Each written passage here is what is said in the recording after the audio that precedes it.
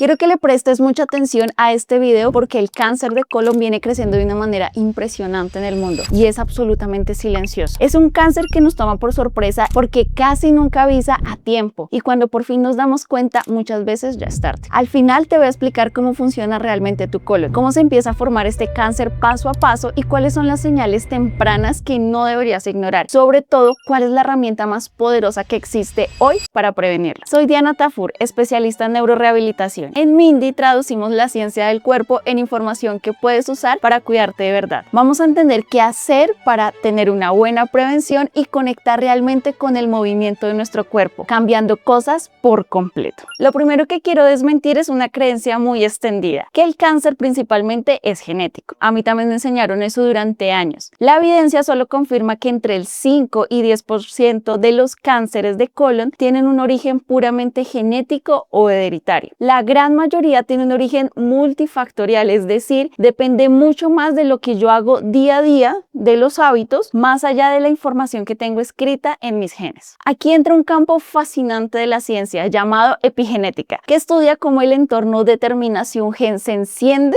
o se apaga. Tranquilo, te lo explico más simple. Heredar un gen relacionado con el cáncer es como heredar un interruptor de luz, pero ese interruptor de luz se puede encender o no. Lo que prende en la mayoría de los casos son mis hábitos y la mayoría los sostengo por el tiempo. Por eso quiero mostrarte a lo largo de este video cómo los hábitos son una herramienta muchísimo más poderosa de lo que solemos pensar. Y las cifras confirman que este es un problema urgente. Según la OMS, en el año 2020 se diagnosticaron más de 1,9 millones de casos nuevos de cáncer colorectal en el mundo, lo que convierte en el tercer cáncer más frecuente a nivel global y la segunda causa de muerte de cáncer en el mundo, con más frecuencia en países con dietas altamente industrializadas. Y también se asocia de forma consciente con la obesidad, el tabaquismo, el consumo de alcohol y la historia familiar de cáncer de colon, que sí exige una vigilancia más cercana. Ahora entendamos qué es realmente el cáncer de colon, porque muchas veces hablamos de él sin saber bien qué hace y literalmente vive allí,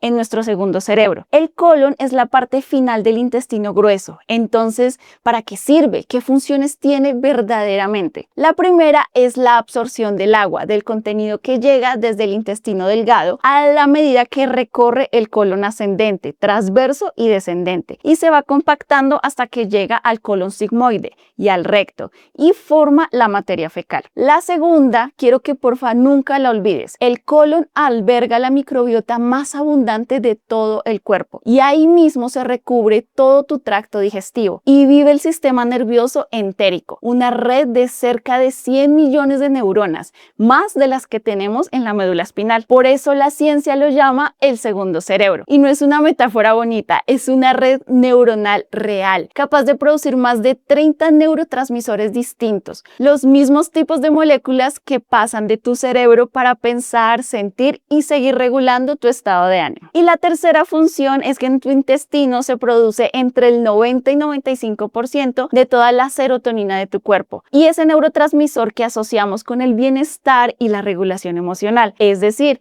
tu cerebro y tu intestino están conectados por el nervio vago, la autopista de comunicación más importante entre estos dos cerebros, y aproximadamente el 80 al 90% de la información viaja a un solo sentido, de tu intestino hacia tu cerebro y no al revés. Es decir, que tu segundo cerebro le habla al primero mucho más de lo que el primero le habla a él. Y ahí es donde entra la conexión que más apasiona al explicarte el movimiento. Distintos estudios de fisiología hablan que el ejercicio ha encontrado que la actividad física actúa como un regulador, donde aumenta la diversidad y la abundancia de bacterias beneficiosas para la microbiota. Esto mejora la función de la barrera intestinal, reduce la inflamación, mientras que el sedentarismo hace exactamente lo contrario. Significa que cuando tú te mueves no solo estás cuidando tu corazón o tus músculos, le estás hablando directamente a tu segundo cerebro y por esa misma vía a tu estado de ánimo, a tu regulación emocional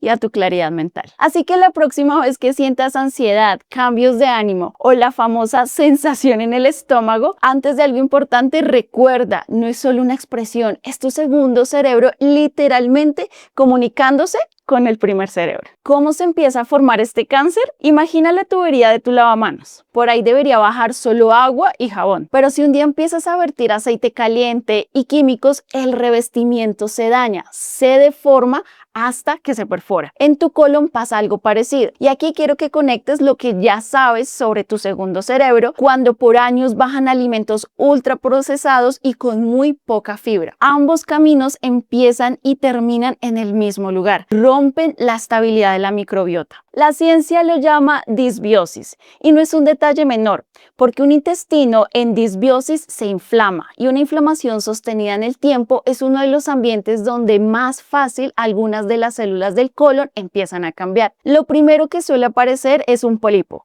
una pequeña formación que en la mayoría de los casos, aunque no en todos, puede evolucionar a un tumor. Así que tu segundo cerebro está pagando en silencio el precio del estrés que nunca baja. Por eso, cuando hablamos de prevenir el cáncer de colon, no basta con hablar de alimentación. También hay que hablar de cómo estás gestionando tu estrés y tu nivel de actividad física, porque ambos tienen que escribirse en el mismo órgano. Presta atención a estas señales y a muchas más que se pueden minimizar. Cambios sostenidos en la materia fecal, ya sea diarrea o estreñimiento nuevo. Sangre en la materia fecal, visible o en forma de deposiciones muy oscura. Anemia sin explicación, dolor abdominal nuevo o sensación de masa palpante y pérdida de peso o vómitos frecuentes sin causa aparente. Ninguna de estas 6 señales es normal. Ante cualquiera de ellas, la colonoscopia sigue siendo la prueba de referencia para diagnosticar a tiempo. Y ahí está el mensaje que quiero que te lleves hoy. Tu colon no es un órgano aislado que solo procesa lo que comes. Es tu segundo cerebro y lo está escuchando todo, lo que comes y también cómo tú vives el estrés. Cuidar uno sin cuidar el otro es una tarea incompleta. Esto no es para darte miedo, es para darte información real